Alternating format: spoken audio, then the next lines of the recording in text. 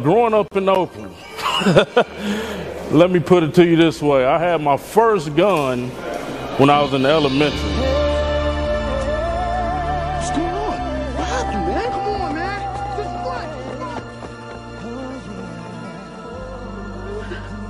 This Well, my first experience in solitary confinement was in San Quentin.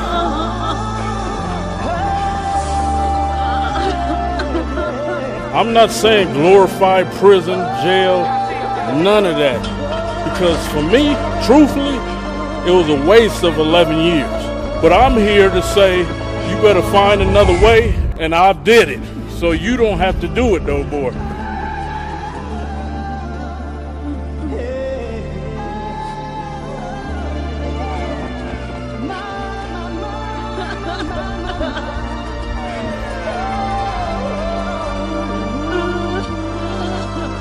Neighborhood I lived in, you could look out the window, see somebody dead on the sidewalk.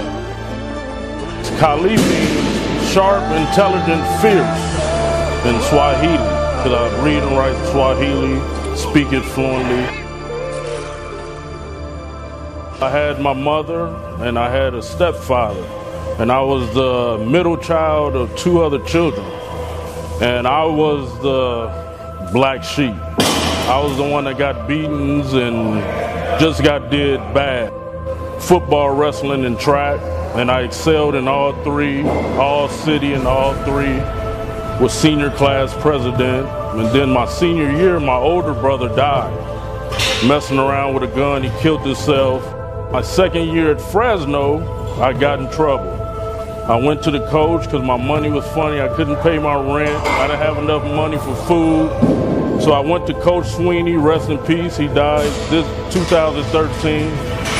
And I asked him, could I get some money, advance on my scholarship? So Coach Sweeney looked me in the eye, and I never forget it. He said, sir, a man got to do what a man got to do to survive in this world. And me being from the streets of Oakland, I took that in a negative way. So I went out and committed some robberies, ended up going to prison and doing 7 years in prison.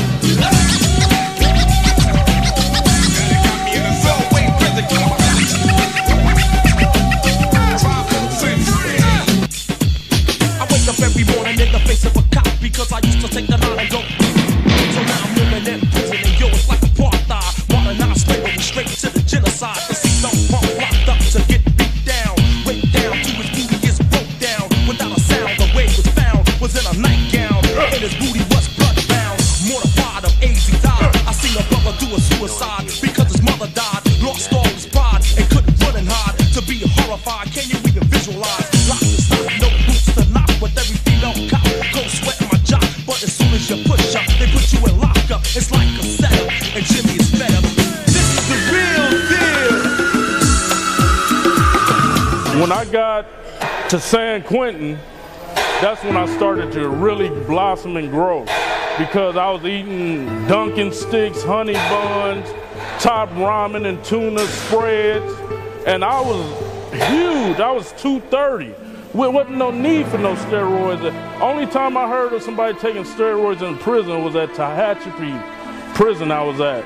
And a big white guy, he was young too, he was like, I got some D-ball. I'm like, what the fuck is that?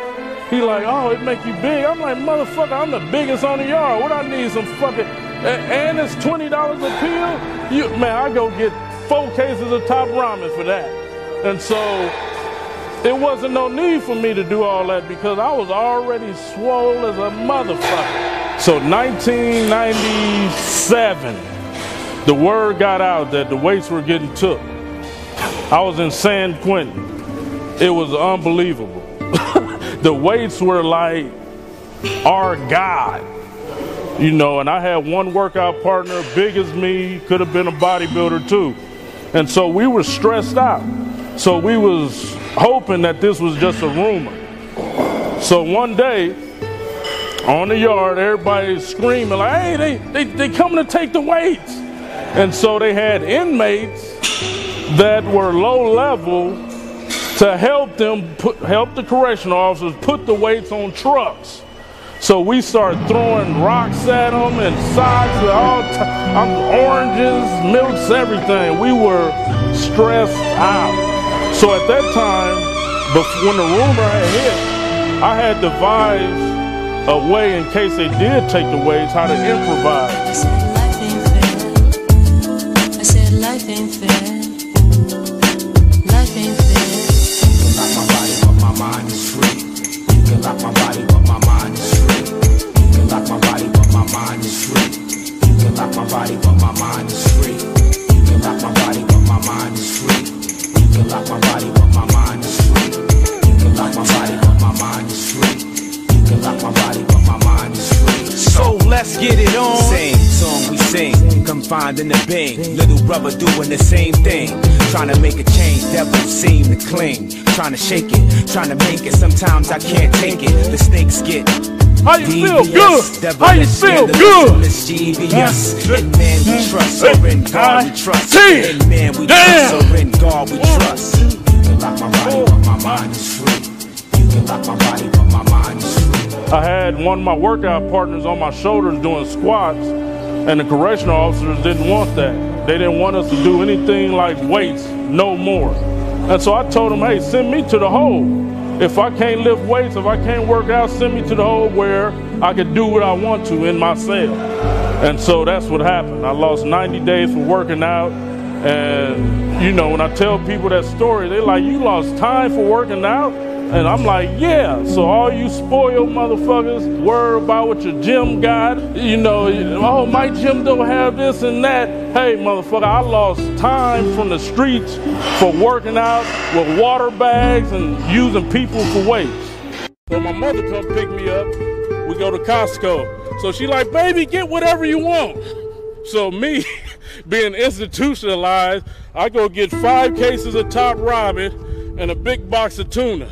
She like, baby, you out of prison? What you get that for? I was like, shit, I don't know what else to eat. Me, truthfully, it was a waste of 11 years. And the reason I say that is because I was dealing with robbers, killers, stealers, the most conniving people on the earth.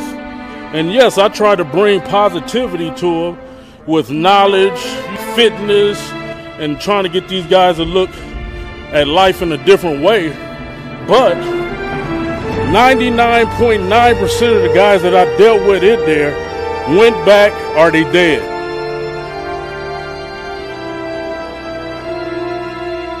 My sole purpose on this earth is to help the kids. I started my foundation, Ex-Con to Icon, where I'm going into juvenile halls, prisons, CYAs. I'm going to the inner city schools where people don't want to go.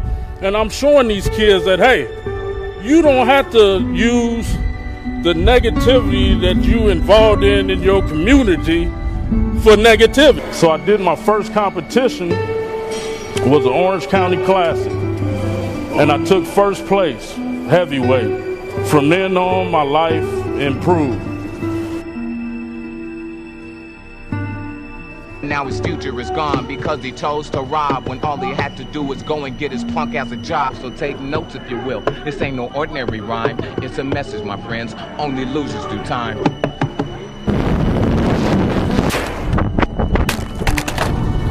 We're making history right now. Hey, we found you, baby, the copter.